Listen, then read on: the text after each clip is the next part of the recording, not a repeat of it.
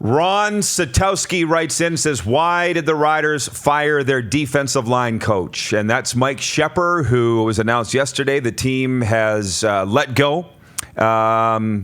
Fairly shocking, I think, for just about everybody. I spoke very briefly to Shep yesterday.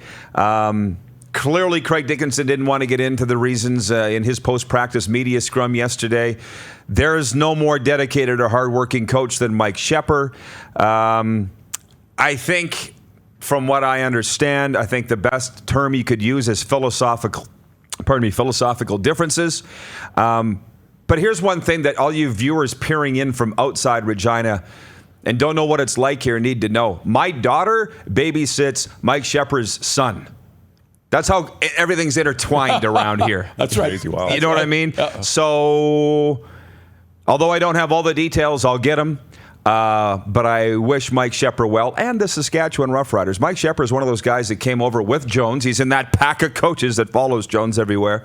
And he came over here from Edmonton. He's a champion. He is an excellent coach. So the details may come out. They may never come out. That's up to the Roughriders and Mike Shepard. He's a great guy. Yeah. I'm surprised that I thought everybody loved him. Just got married, by the way. Well, it's been a while, but I'm really surprised that I thought he a heck of a coach. And it wasn't, I don't think, because I thought, well, maybe they thought he was too soft. Maybe somebody thought he was too soft.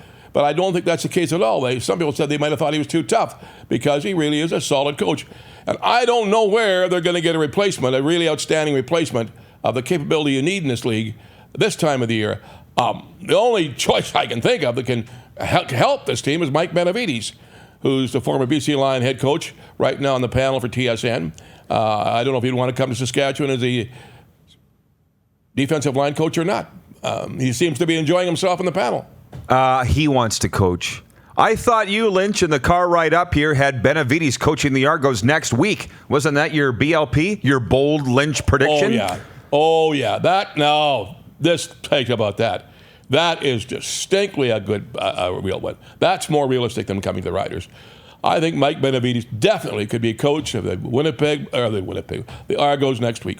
A blue team. You're close. This team, this week. Yeah. Well, Benavides is a Toronto guy. That's right. Of Portuguese descent. Yep. And it is a nice fit of Mike Benavides to coach the Toronto Argonauts, and I'm not certainly advocating for that, but I think there's a better chance of that happening than him being brought in here to coach the Riders' D-line. But Addison, I don't expect you to dabble into this story, but firing a coach midseason, particularly a position coach, is quite odd. It is, and I don't know. Obviously, we don't know the details of it. I read one thing that maybe they were upset at the production of their defensive tackles because I guess Micah and Zach Evans have been not on the stat sheet a ton, and sometimes that falls back on a position coach, right? Whether it should or not. But yeah, from everything you guys have said, it sounds like he's a real stand-up guy, good coach, and.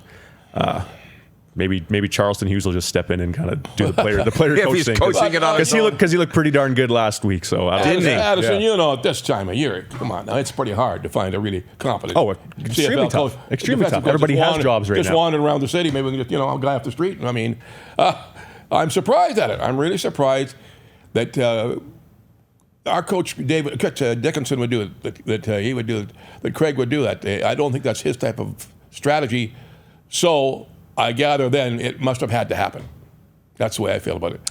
It must have had to happen because I don't think that's what a Craig Dickinson type coach does. Yeah, well, Mike isn't talking about it. Mike Shepard, not sure he ever will. The guy wants to coach again. But the thing is, I've seen on the message boards people talking about, well, this must have something to do with conduct. Believe me, Mike Shepard's not going to do anything that would be a breach of conduct or of a code of conduct with the team. No, this is a football issue entirely. But it really did seem to me that it came out of the blue to Mike, like he was shocked. Well, let's be honest. We're all talking about that front four with three guys that are all-stars. Reynolds at the defensive end, or Leonard, I should say, from last year, and the two great ones, all Canadians, Carlton Hughes and Micah Johnson. I mean, they were all-stars, and they were the top players. We got them here. We got three all-stars in that front four. How come we're not playing better? That's a legitimate question. Yeah. On the Facebook feed, Darren Muller writing in, he says, Bobby Jurison, or am I out to lunch?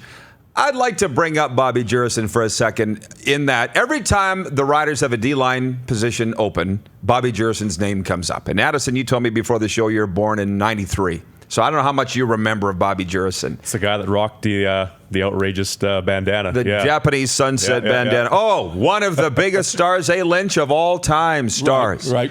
And his son Wyatt was playing at Northern Michigan. He actually might still be, because I don't think he's eligible for the draft until maybe this year or the next year. But anyways, Bobby was not coaching at Northern Michigan. He wants to coach at Northern Michigan. And Bobby himself told me that he would take his lawn chair and set it up just outside the end zone and watch practice every day. And it drove the actual coaches nuts.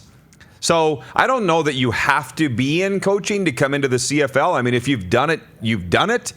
But I don't think that Bobby Jurison would be in the offing. Do you, Lynch, for this position? No, but I wants to coach. I think his wife is saying to him she wants him to stay with her down where they are. And women can tend to do that.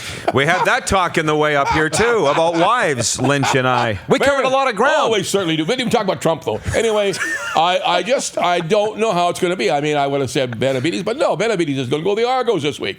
So I don't know who he's going to get. They want to spread this big task of putting that monster defensive line in action all through 2 or 3 coaches. They're all loaded down right now. Yeah, for sure. You're watching Rod Pedersen On Demand. For more of The Rod Pedersen Show, visit rodpedersen.com or follow Rod Pedersen on social media.